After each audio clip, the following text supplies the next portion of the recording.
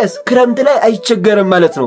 ልጆቹ በህይወት ዘመናቸው በጥበብ እንዲያድጉና ጥሩ ህይወትን እንዲኖሩ የሚፈልግ አንድ ክርስቲያን እነዚህን 5 መጽሐፍቶች ለልጆቹ ማስተማር አለበት። አንድ ሞቲቬሽናል ስፒከር ነው የሚል ሰው ከሚያነቃቃቸው 100 እጥፍ እነዚህ መጽሐፍት ያነቃቋቸዋል። ከድንጋይና ካሸዋ ሁሉ ያላዋቂ ሰው ቁጣ ይከብዳል። ስለዚህ ካላዋቂ ሰው ራቅ። የምትነዛነዝ ሴትና የሚያፈስ ቤት አንድ እንደሆኑ ጉብዝናን ከሱ ተማር። ቅና፣ በገብረ ጉንዳን ቅና። መቅናት ካለብህ ከአመንዝራ ሴት አንድ ልጅ እንዴት መጠበቅ እንዳለበት፣ ከዝሙት እንዴት መራቅ እንዳለበት። በቃኝም ደግሞ አትበል። አያችሁ፣ ገንዘብ ዝም ብሎ እንደው አገኘ ተብሎ የሚበተን እንዳልሆነ ከአባካኝነት ይሰውራቸዋል ልጆቻችሁን። ሌሎችም በጣም ብዙ ጉዳዮች ለብዙ ችግሮቻችን መፍትሄ ቁልፍ የሚሆኑ ጸሎቶች ያሉበት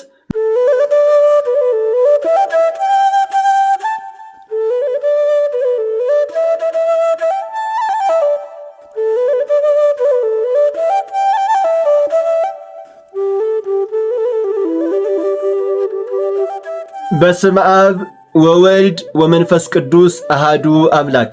ውድ ኦርቶዶክሳውያን፣ ውድ የቻናሌ ተከታታዮች ሁላችሁም በእግዚአብሔር ፍጹም ሰላም እላችኋለሁ። እንደምን አላችሁ? እንደምን ከረማችሁ? ሰላም እግዚአብሔር ከኔም ከናንተ ጋር ይሁን። ዛሬ ሁላችሁም በምትወዱት ለሁላችሁም ደግሞ አስፈላጊ በሆነና በተለይ ደግሞ ለልጆቻችሁ ልጆች ያሏችሁ ሰዎች ለልጆቻችሁ እጅጉን ወሳኝ በሆነ ቪዲዮ ነው ዛሬ የመጣሁት። ታዲያ በዚህ ቪዲዮ እናንተም ልታነቧቸው ስለሚገቡና ለልጆቻችሁም ደግሞ ልታስተምሯቸው ስለሚገቡ 5 የቤተ ክርስቲያናችን መጻሕፍት እነግራችኋለሁ። ልጆቹ በሕይወት ዘመናቸው በጥበብ እንዲያድጉና ጥሩ ሕይወትን እንዲኖሩ የሚፈልግ አንድ ክርስቲያን እነዚህን 5 መጻሕፍቶች ለልጆቹ ማስተማር አለበት። እነዚህ 5 መጻሕፍቶች አንድ ኢንጂነር አንድን ህንፃ ውብ አድርጎ ከሚሰራው በላይ የልጆቻችሁን ህይወት ውብ አድርገው የሚያንጹ ቢውልድ የሚያደርጉ የሚሰሩ ናቸው እነዚህ 5 መጽሐፍቶች። እነዚህን 5 መጽሐፍቶች ያነበበ ልጅ ወይንም ያነበበ ክርስቲያን በህይወት ዘመኑ ከሁሉም ሰው ጋር እንዴት አድርጎ መኖር እንዳለበት ያውቃል። ልጆቻችሁ እነዚህን 5 መጽሐፍቶች ካነበቡ ማለት ነው የህይወት ዘይቤን በቀላሉ ይረዱታል። ከቤተሰቦቻቸው ጋር ስለሚያደርጉት ቀረቤታና ኮሚኒኬሽን፣ ከጓደኛቸው ጋር ስላላቸው ቀረቤታና ኮሚኒኬሽን፣ እንደዚሁም ደግሞ ከተለያዩ ሰዎች ጋር ምን አይነት ቀረቤታ ማድረግ እንዳለባቸው፣ ምን አይነት የህይወት ዘይቤን መከተል እንዳለባቸው፣ እንደዚሁም ከፈጣሪ ጋር ስላላቸው ማድረግ ስላለባቸው ቀረቤታ፣ በአጠቃላይ የህይወት ዘይቤን እነዚህን 5 መጽሐፍቶች የሚያነቡ ከሆነ በቃ ከሰው ሁሉ ጋር እንዴት አድርገው መኖር እንዳለባቸው መክፈቻው በእጃቸው ይሆናል ማለት ነው። እነዚህን 5 መጽሐፍቶች ካነበቡ እነዚህ 5 መጽሐፍቶች ታዲያ ምንድናቸው ይዘታቸው የሚለውን ደግሞ በደንብ እንመለከታለን። ከዚያ በፊት ሁላችሁም ለቻናሉ አዲስ ከሆናችሁ ማለት ነው ቻናሉን ሁላችሁም በቅንነትና በታማኝነት ሰብስክራይብ፣ ሼር፣ ላይክ አድርጉና ጀምሩት። ሰብስክራይብ ስታደርጉ ሰብስክራይብ የምትለውን ጽሑፍና እንደዚሁም የደውል ምልክቷን መጫናችሁን እንዳትረሱ። 3 ሰከንድ ብቻ ልስጣችሁ። በጣም ጥሩ። እንግዲህ እንዳረጋችሁ አምናለሁኝ። እንግዲህ እነዚህ 5 መጽሐፍቶች እንዳልኳችሁ አንድ ክርስቲያን የሆነ ሁሉ ሊያነባቸውና ሕይወትን ቀለል አድርጎ ሊመራባቸው የሚገቡ እጅግ ወሳኝ የሆኑ መጽሐፍቶች ናቸው። የቤተ ክርስቲያን መጽሐፍቶች ናቸው። ከመጽሐፍ ቅዱስ ውስጥ የሚካተቱ ናቸው። የመጀመሪያው እንግዲህ ምንድነው ሲባል መዝሙረ ዳዊት ነው። መዝሙረ ዳዊት እንደምታውቁት የጸሎት ሁሉ ራስ ነው። ከሁሉም አስቀድሞ ሊጸለይ የሚገባውና አንድ ክርስቲያን አዘውትሮ ሊጸልየው የሚገባ ጸሎት መዝሙረ ዳዊት ነው እና ልጆቻችሁ መዝሙረ ዳዊትን ከተማሩ ማለት ነው አንደኛ ከእግዚአብሔር ጋር በሚያደርጉት ምልልስ ጸሎት ማለት ያው ተናብቦ ምስለ እግዚአብሔር ከእግዚአብሔር ጋር መነጋገር አይደል? ከእግዚአብሔር ጋር በሚያደርጉት የመዝሙረ ዳዊት ጸሎት ማለት ነው ፈተናን በቀላሉ ማለፍ ይችላሉ። ፈተና ይመጣባቸው አይጨናነቁም፣ ማለፍ ይችላሉ። ምክንያቱም የፈተና ማለፊያ ቁልፉ ጸሎት መዝሙረ ዳዊት ላይ ስለሆነ ማለት ነው። ለምሳሌ ቅዱስ ዳዊት ቀበኒ እግዚኦ እምብእሲ እኩይ፣ አቤቱ ከክፉ ሁሉ ነገር ከክፉ ሰው ጠብቀኝ፣ አቤቱ ከክፉ ሁሉ ነገር ጠብቀኝ እያለ የጸለየው ጸሎት መዝሙረ ዳዊት ላይ ነው ያለው እና ይህን ጸሎት በመጸለይ ከፈተና ሊያልፉ ይችላሉ ልጆቻችሁ። ከዚያስ የኃጢአት ስርየትን ቢፈልጉ መዝሙረ ዳዊት ላይ ነው ያለው። ሕጽበኒ ወአንጽሐኒ እምኃጢአቴ፣ አቤቱ ከኃጢአቴ ሁሉ ጠበኝ ብለው ስርየተ ኃጢአትን የሚያገኙበት ጸሎት መዝሙረ ዳዊት ላይ ነው ያለው። ሌሎችም እንደዚሁ ለምሳሌ ተስፋ የቆረጠ ሰው ተስፋን የሚያለመልም ጸሎት ያለው የት ነው? መዝሙረ ዳዊት ላይ ነው። ወይእዜኒ መኑ ተስፋዬ አኮኑ እግዚአብሔር፣ ዛሬስ ተስፋዬ ማን ነው? ሰዎች ተስፋ አስቆረጡኝ፣ ያመንኳቸው ከዱኝ፣ እናት አባቴም ቢሆኑ ጣሉኝ፣ ያመንኳቸው ሁሉ ተስፋ አስቆርጠውኛል እና ታዲያ ዛሬስ ተስፋዬ ማን ነው ይልና ቅዱስ ዳዊት አኮኑ እግዚአብሔር አይደለምን? አያችሁ፣ መዝሙረ ዳዊትን የተማረ ልጅ በቀላሉ ተስፋውን በእግዚአብሔር ላይ ይጥላል ማለት ነው። ደስታን ማግኘት የፈለገ ልጅ ምን ይላል? ተፈስሑ በእግዚአብሔር ብሎ ይጸልያል። በእግዚአብሔር ደስ ይበላችሁ ይላል። የቅዱስ ዳዊት መዝሙር ነው።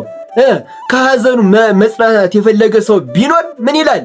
እስከ ማእዜኑ እግዚኦ ትረስአኒ ለግሙራ፣ እስከ ማእዜኑ አነብር ሐዘነ፣ አቤቱ ጌታ ሆይ እስከ መቼ ድረስ ትረሳኛለህ?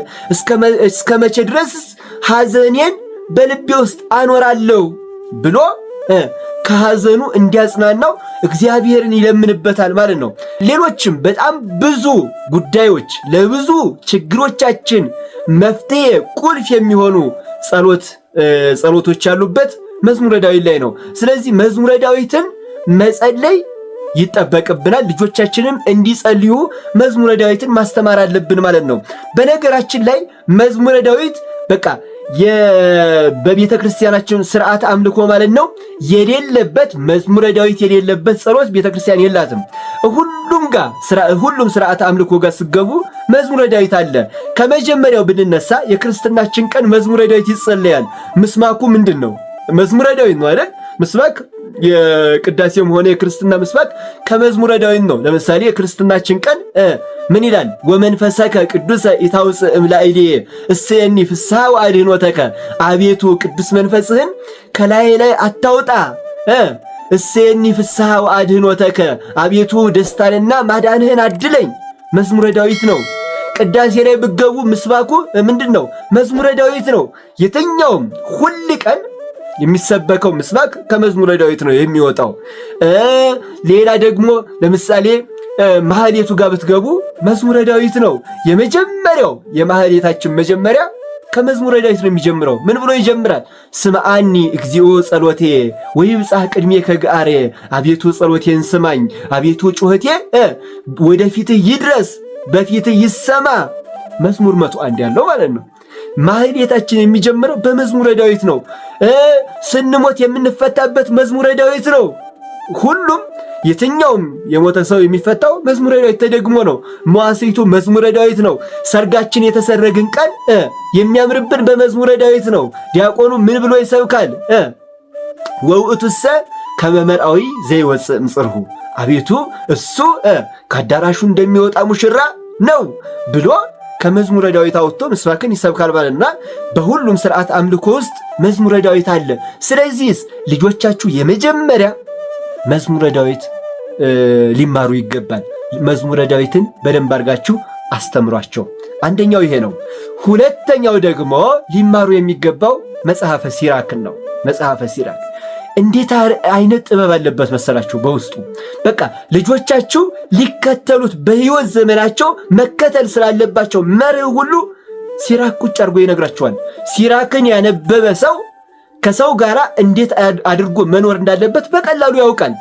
እንደው ለምሳሌ በቀላሉ አንዳንድ ምዕራፎችን እያነሳው ላነብላችሁ፣ ጥቂት ማለት ነው።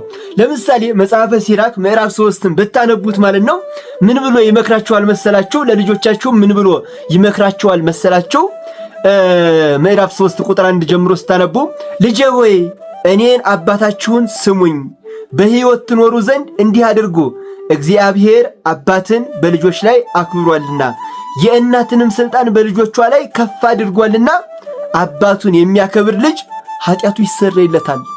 አያችሁ አባትን ማክበር ምን አይነት ጸጋ እንደሚያሰጥ ይነግረናል። ከዚያስ እናቱን የሚያከብር ልጅ ድልብ እንደሚያደልብ ነው፣ ዋጋ አለው ማለት ነው።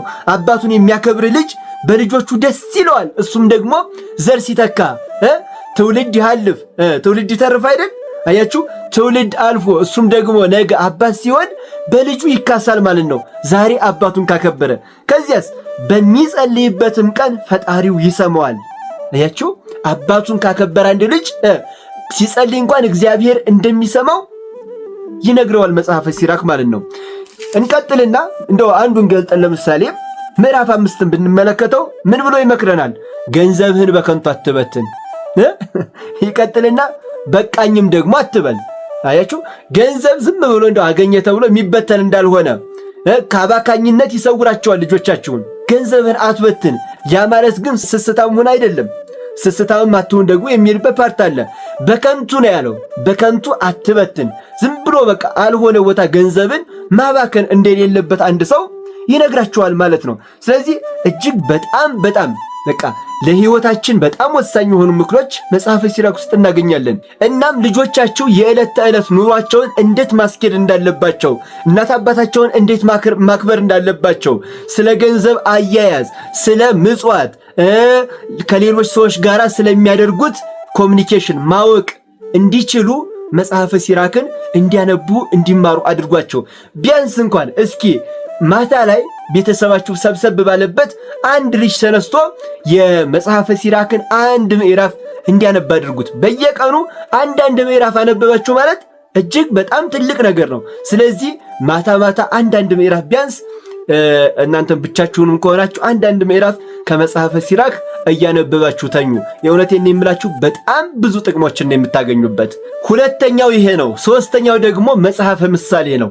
መጽሐፈ ምሳሌም እንደዚሁ ልክ እንደ ሲራክ አይነት ይዘት ያለው ሲሆን እጅግ ብዙ ጥበባትን የህይወት መመሪያዎችን የያዘ እጅግ ተወዳጅ መጽሐፍ ነው። በምሳሌ እያደረገ ስለ አመንዝራ ሴት ከአመንዝራ ሴት አንድ ልጅ እንዴት መጠበቅ እንዳለበት፣ ከዝሙት እንዴት መራቅ እንዳለበት፣ እንደዚሁም ስንፍናን መጥላት እንዳለበት፣ መስራት መትጋት እንዳለበት የሚነግረን መጽሐፍ ነው መጽሐፈ ምሳሌም። ለምሳሌ መጽሐፈ ምሳሌ ምዕራፍ 6 ቁጥር 6 ላይ ብንመለከት አንድ ድንቅ ምሳሌ መስሎ እንደዚህ ብሎ ይነግረናል። ባጭሩ ላንብላችሁ። አንተ ታካች ይላል፣ ወደ ገብረ ጉንዳን ሂድ፣ መንገዱንም ተከትለ ቅና። ወደ ገብረ ጉንዳን ሂድ ማለት ገብረ ጉንዳንን ተመልከት። ገብረ ጉንዳን የሚባለው ምናልባት ካወቃችሁት ይሄ ስንዴዎችን ምናምን አንድ ስንዴ ልክ ተሸክሞ አጋዥ ጉንዳን ይባላል፣ የሚያግዝ ጉንዳን ይባላልና አንዷን ስንዴ ተሸክሞ ማለት ነው በበጋ ወራት ጉድጓድ እያስገባ ልክ ስንዴዎችን እየፈለገ ማለት ነው ጉድጓዱ እያገባ ያጠራቅማል። ከዚያስ ክረምት ላይ አይቸገርም ማለት ነው። አየ ልክ እኛንም ደግሞ ምን አለን? ወደ ገብረ ጉንዳን ሂድና ጉብዝናን ከሱ ተማር፣ ቅና። በገብረ ጉንዳን ቅና መቅናት ካለብህ።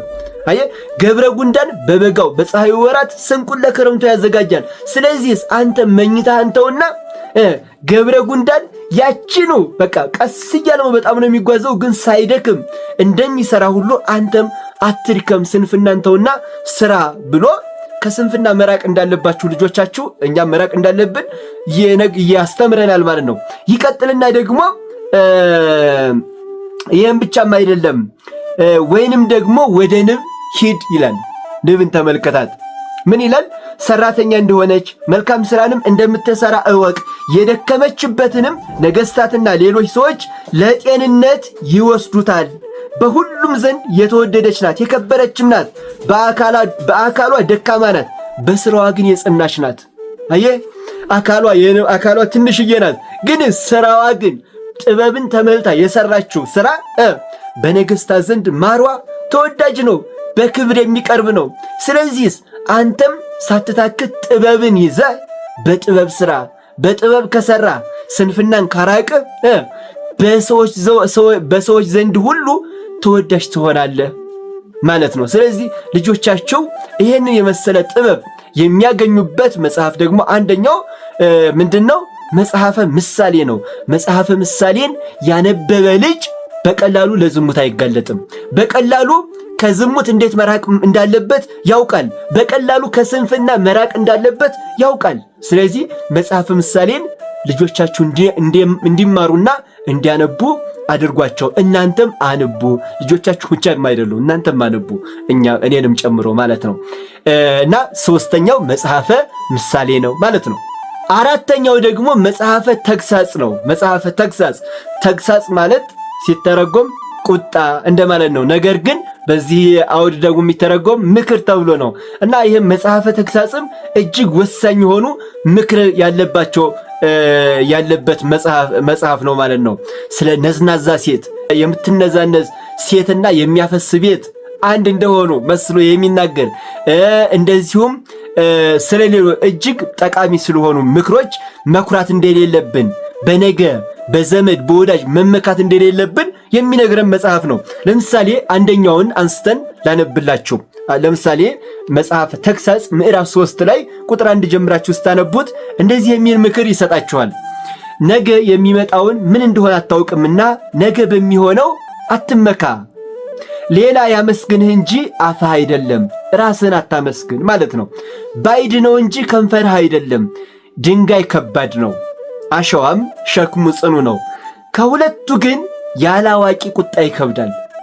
ያላዋቂ ሰው የሚጥለው ነገር አንዴ ከጣለባችሁ አይምሯችሁን ነው የሚያዞረውና ከድንጋይና ካሸዋ ሁሉ ያላዋቂ ሰው ቁጣ ይከብዳል። ስለዚህ ካላዋቂ ሰው ራቅ ማለት ነውና ቀናተኛ ደግሞ ከሁሉም ይበሳል የሚቀና ሰው። ይቀጥልና ቁጥር 5 ላይ የተገለጠ ዘለፋ ከተሰወረ ፍቅር ይሻላል፣ ከጠላት መልካም አሳሳም የወዳጅ ንክሻ ይሻላል። አያችሁ፣ ጠላታችሁ ውስጡ ቂም አዝሎ ነገር ግን ባፉ ሊሸነግላችሁ ወዳጄ ከልየ ሊላችሁ ይችላል።